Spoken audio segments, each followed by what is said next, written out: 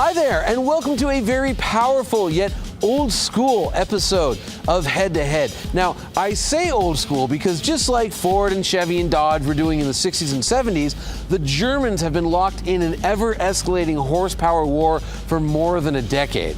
I also say old school because both of these cars feature naturally aspirated V8s. If you don't know, sadly, naturally aspirated German V8s are going the way of the drum brake, the bias ply tire, and the manual transmission. They're just not long for this world. Thankfully, these two cars exist and they're right here. On my left, from the fine folks at Mercedes-Benz and the horsepower meisters from AMG, we have the C63 507 Coupe. And on my right, from Audi and those maniacs at Quattro GmbH, the RS5. Which one of these two hardcore German coupes is best? That's what we're gonna find out.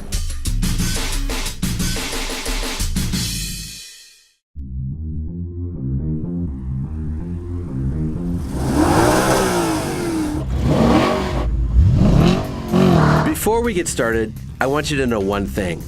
Both of these cars are quicker in a straight line than a Shelby Cobra. In fact, both cars are quicker than a Porsche 959. Using a combination of a fast-shifting dual-clutch transmission and all-wheel drive, the Audi RS5 is able to hit 60 miles an hour in 3.9 seconds. It then beats up the quarter mile in 12.3 seconds at 112.2 miles per hour.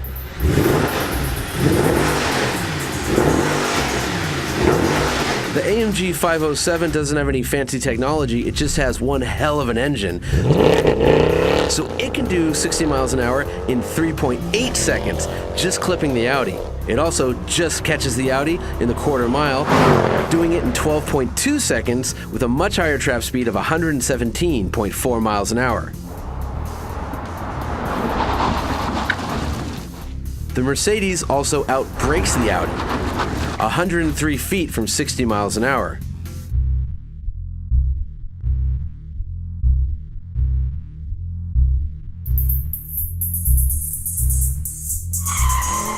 It's hard to be good at road holding when you're as tail happy as the 507 is, and as a result, it pulls 0.91 G on our skid pad. The Audi can nearly pull a G, 0.99 Gs on our skid pad, and it simply annihilates the figure eight, running around it in 24.6 seconds. The 507 can run around the Motor Trend figure eight in 25.2 seconds. A very good time, though nowhere near as quick as the Audi. So, dynamically, the AMG is faster in a straight line and brakes a little bit better. However, the RS5 can go around corners better and pull more Gs with those monster wheels and tires. However, which one do you want as your fantasy daily driver? Let's go find out.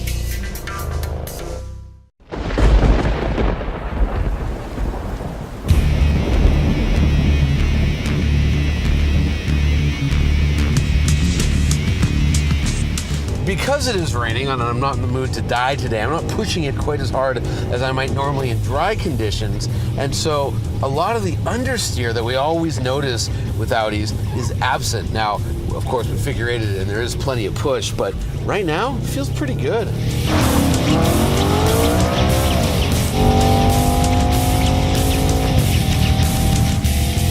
And I think with both of these cars, you have to start with the looks because they're both kind of like evil, sinister looking, mean coupes.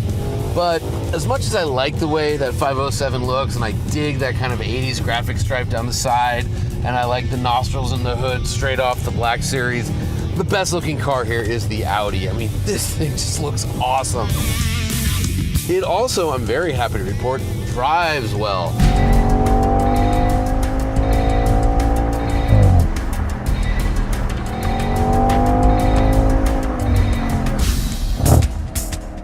You know, it is raining, so, you know, you'd think this is where the Audi shines, and it totally does. I mean, the all-wheel drive, the Quattro system, and these massive 21-inch wheels, so much grip. It's not even a problem on this. Like, this is the first time it's rained in LA, and I don't know how long.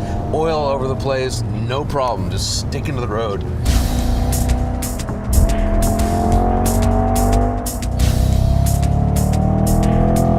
Lago had an interesting point. He was saying, you know, if you just drove around town, if you actually never headed up to somewhere like here, up in these crazy canyons above LA, you would think the Audi RS5 is the greatest car in the world.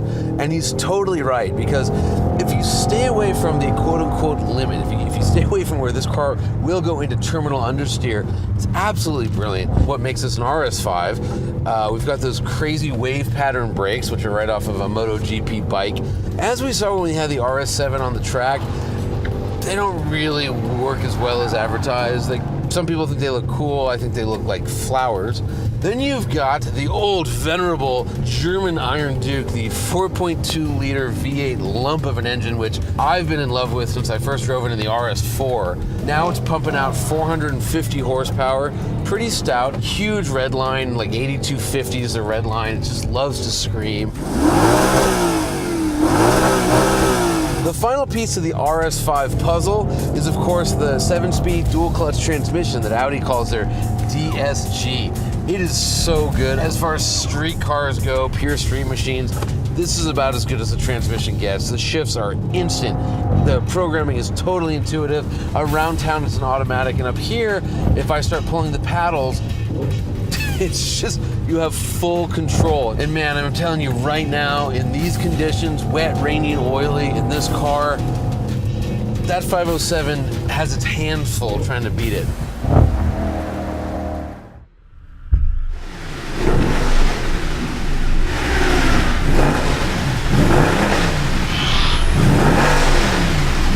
Let's talk about the 6.2 liter V8 under this hood.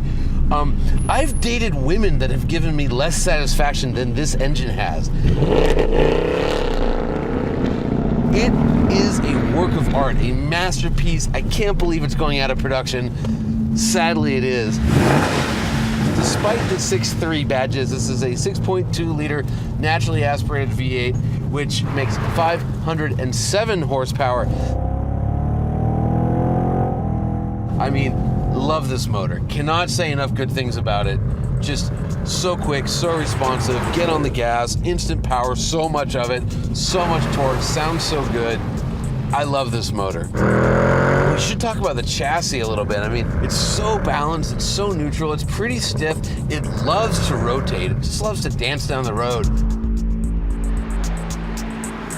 Oh, the brakes, they're actually the exact same brakes off the Black series, the C63 Black, which, you know, a couple years ago, Best Driver's car, we all thought it had the best brakes of any car there. And, you know, there's that old expression, a car is only as good as its brakes. Well, this car's really effing good if that's the case. This steering is so much better than the Audis. Audis totally get you around corners, not a problem, but this car, the steering actually feels good. And when you are going to spend close to $100,000 on a little two-door, you really want steering that's going to feel good.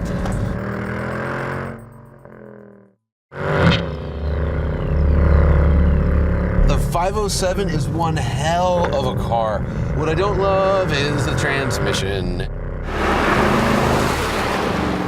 It's kind of the same old AMG story, but it's the 7-speed automatic, their MCT, their wet clutch. They need to replace that, and I'm pretty sure they are with the next generation cars, but for right now, that's kind of the missing link. It's kind of the weak spots. It's what's preventing this car from being a real classic, because the 507 is going to go down in history as a very special AMG product, except for the transmission.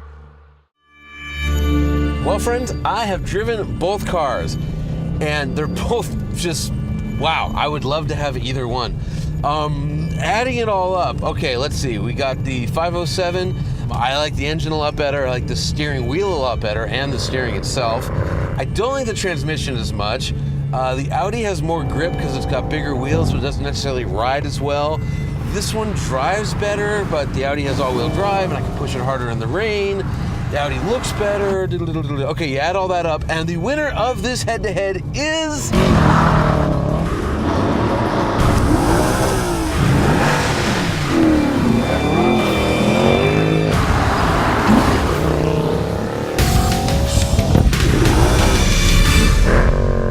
the C63 AMG 507. I'm sorry. If you can find a better coupe, buy it, as Leah Iacocca might have said. This thing is just awesome, awesome, awesome. And the Audi is only awesome, awesome. So this car's definitely the winner.